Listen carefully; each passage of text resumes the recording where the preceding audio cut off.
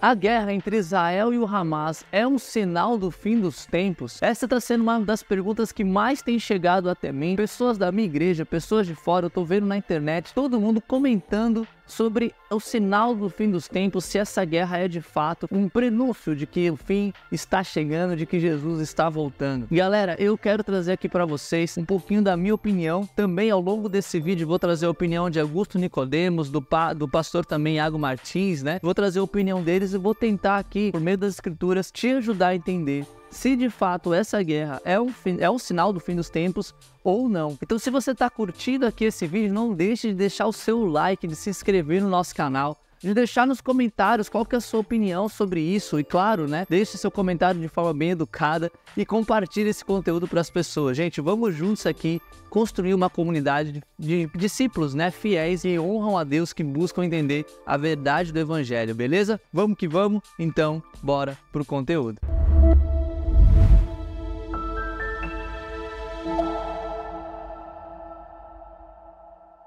Essa guerra é sinal do fim dos tempos?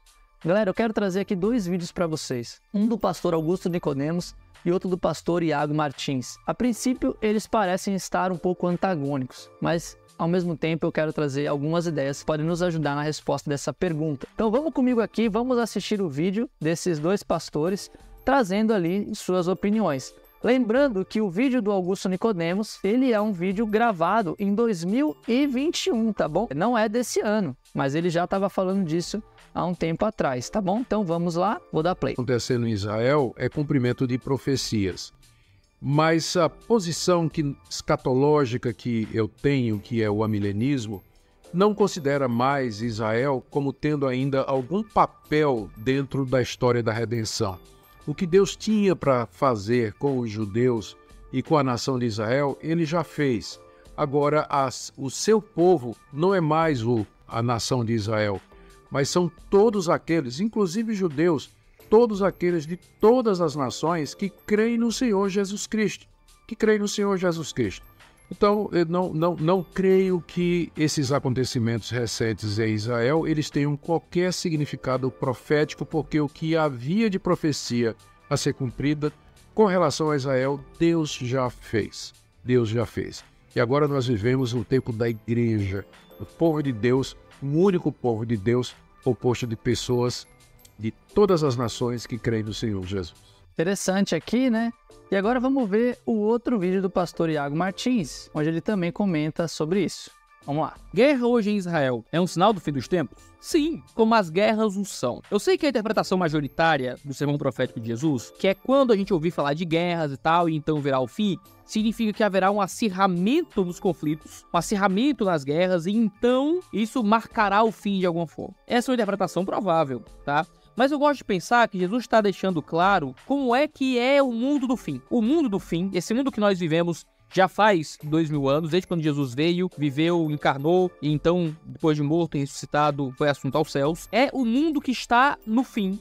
E neste mundo que está no fim, guerras e rumores de guerras representam a vida do fim. De modo que todas essas guerras e todos esses rumores de guerras representam justamente o que é um mundo que está se esvaindo. Não é no sentido de que, eita, guerra, acho que agora acaba. Não é isso, mas é no sentido de que, eita, guerra, esse mundo está acabando mesmo, porque é o fato do mundo estar acabando, de nós estarmos nos esfarelando como realidade que marca esse período escatológico que nós vivemos. Então, eu não acredito que Jesus está mostrando uma relação de causa e consequência ou uma relação cronológica entre guerra e fim, de modo que eu fico procurando guerra, atento às guerras, para eles marcarem que agora o fim está vindo. Mas eu acho que ele está mostrando uma característica de toda a realidade. As guerras marcam o fato de que esta é uma realidade que está se esvaindo até chegar ao seu fim definitivo. Então, quando eu vejo uma guerra como essa, eu penso, eita, é o fim do mundo. Não porque eu acho que essa guerra representa o fim do mundo de forma mais forte do que as guerras anteriores representavam, mas que eu acredito que todas as guerras representam o fim do mundo, representam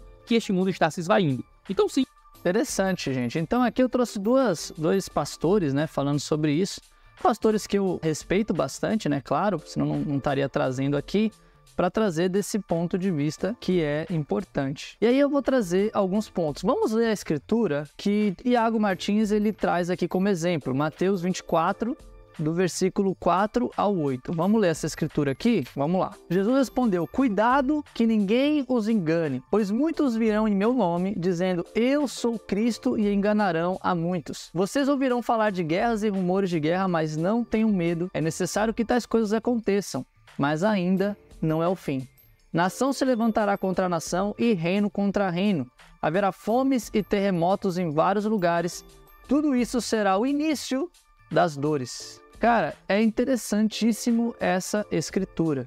Quando a gente para analisar, e aqui eu acho interessante essa frase que o pastor Iago Martins ele trouxe, que é uma frase que eu até anotei ela aqui, que é que não há uma relação de causa e consequência, nem de ordem cronológica. Eu, particularmente, concordo com essa afirmação dele. Por quê? O que Jesus ele está dizendo? Ele está dizendo aqui que, no fim dos tempos, haverá pessoas que se dirão ser como Cristo. E ao longo da história, que dirão ser o Cristo, né? E ao longo da história, nós vemos isso acontecendo inúmeras vezes. Jesus ele fala sobre guerras que vão perseguir os cristãos, guerras que vão ser um prenúncio do fim e várias outras coisas nesse sentido. É importante a gente entender que inúmeras guerras aconteceram ao longo da história.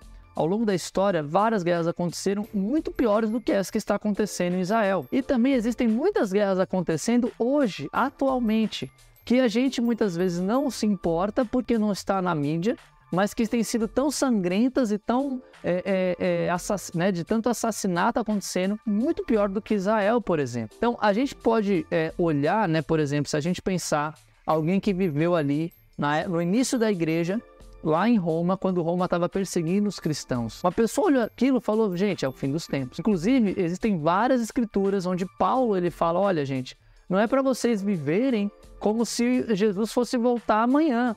E aí deixa de trabalhar, deixa de fazer as coisas, deixa de ajudar o próximo, né? Paulo fala, viva, né? E foque em Jesus Cristo. Você não sabe quando vai ser o amanhã. O próprio Jesus fala, ninguém sabe como vai ser o amanhã. Mas imagina esse período histórico, esse período ali onde as pessoas estão ali sendo perseguidas e não vendo esperança em nada.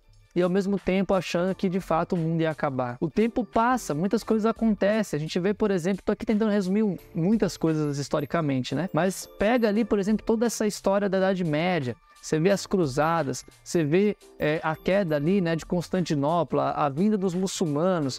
Tantas coisas foram acontecendo ao longo da história. Sem contar, na era mais próxima, Primeira e Segunda Guerra Mundial. Gente, quantas atrocidades foram feitas ali nas trincheiras da Primeira Guerra Mundial? Quantas atrocidades foram feitas ali, por exemplo, com o próprio povo judeu, como a gente falou aqui na live já, na Segunda Guerra Mundial e tantas outras questões. A gente vê hoje acontecendo guerras ali no Oriente Médio, né, e na África, que tem realmente transformado a vida de milhares e milhares de pessoas e ceifado a vida de muitos. Então é muito importante a gente pensar, nossa, isso aqui tudo é um sinal do fim dos tempos? Sim, é um sinal do fim dos tempos. Claro que é um sinal do fim dos tempos, porque isso faz parte do ser humano que está cada vez mais afastado de Deus, cada vez mais entregue aos seus pecados e, é claro, nesse mundo de orgulho, de autocentrado, né, um mundo egoísta, autocentrado, olhando para si mesmo, que pensa apenas na sua própria glória e não na glória de Deus, isso vai acontecer, isso é um grande sinal dos fins dos tempos. Essa guerra aí em específico, ela é algo que marca ali, né, que delimita que o fim dos tempos está chegando de verdade. E aí eu volto lá para o pastor ali, o Augusto Nicodemos. Tudo isso, independente do que aconteça, o que eu quero ajudar a gente a pensar é que sim, gente, estamos caminhando para o fim dos tempos. Independente se guerra A, guerra B, momento histórico A, momento histórico B, templo de Jerusalém, templo do corpo, templo de não sei aonde, não importa o que esteja acontecendo, se o rio está secando, se o rio está cheio, né? Tem várias pessoas o tempo todo falando sobre vários sinais dos fins dos tempos, que eu entendo, sim, gente, são sinais dos fins dos tempos. Estamos caminhando, sim. Cada ano que passa, cada momento que se passa, nós estamos, sim, mais perto do fim. Mas isso não deveria ser de forma nenhuma motivo, e aqui, né, traz esse ponto, né, todas as guerras são um sinal do fim dos tempos, como o pastor Iago Martins fala, mas aqui eu quero trazer um cuidado para vocês, gente. A gente precisa tomar cuidado com algumas questões, por exemplo, essa teologia do medo. Teologia do medo, o que é isso, Caio? Por sabermos que o fim está chegando, a gente começa a instaurar medo nas pessoas. Jesus, ele deixa muito claro, ele fala lá em Mateus 24, que a gente acabou de ler, vocês ouviram falar de guerras, né, e muitos rumores de guerras, mas não tenham medo, é necessário que essas coisas aconteçam. O próprio Jesus, ele não traz essas notícias com medo, com pesar, e eu vejo hoje muitos cristãos, muitas pessoas de diferentes denominações e visões de vida, dizendo, olha, o fim está chegando, o fim está próximo, essa guerra é o sinal do apocalipse, Jesus está vindo, e traz um medo e cria uma dependência no medo, assim, de que as pessoas têm que se voltar para Deus, porque senão elas vão morrer. A gente não deve ter medo da guerra ou do fim dos tempos, a gente deve ter medo de estar longe de Deus. Esse deve ser o nosso medo, nosso temor, não é nem medo, nosso temor. Temos que temer o fato de estar longe de Deus. Se vai chegar agora, se vai chegar depois, qual que é o processo? Gente, tem coisas que a gente não sabe, tem coisas que cabe a Deus de fato revelar. E o próprio Jesus fala, ninguém vai saber o dia e a hora, eu virei como um raio, um relâmpago. E a gente precisa entender que a gente não pode se render à teologia do medo e causar medo nas pessoas. Tá tudo ruim, tá tudo terrível. Talvez não, talvez o mundo continue por mais um século ou muito mais, talvez por um milênio. A gente não sabe. O que a gente precisa fazer é viver de acordo com o que Deus nos pede, assim como Deus fala desde o Antigo Testamento, lá em Isaías, lá em Deuteronômio, como a gente leu, sermos uma nação de sacerdotes, um povo escolhido de Deus. Esse é o nosso chamado. Outra coisa que a gente tem que tomar cuidado, a gente deve focar em Jesus, gente, não no fim. Nosso foco tem que estar em Cristo. Foque em Jesus e não no fim. Esse é o ponto, um dos pontos que a gente tem que ter cuidado.